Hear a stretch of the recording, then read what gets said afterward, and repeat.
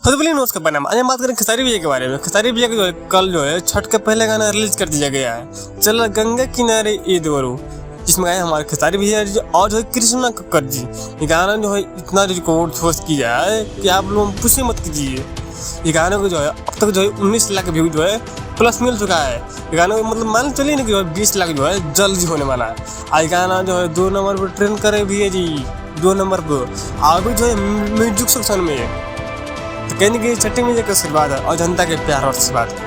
जो पहले वाला गाना छठ गया आए और जो है ट्रेंडिंग में जाए, अभी जो 2 नंबर पे, तो कहने की जनता के प्यार और आशीर्वाद है और छठी मैया जो है प्लस में प्यार और आशीर्वाद है। इससे मेरे कुछ खबरी और कुछ नहीं समझते हैं। बाकी आप लोग क्या समझते हैं? हमको लगता है गाना कहीं ना कहीं जो है आगे चल के पूरा रिकॉर्ड न होस्ट कर दे।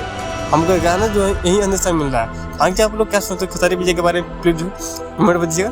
बाकी मिलते हैं नेक्स्ट वीडियो में। आप लोग नए वीडियो कुछ चीज़ें हर महादेव से छुट्टी मिले।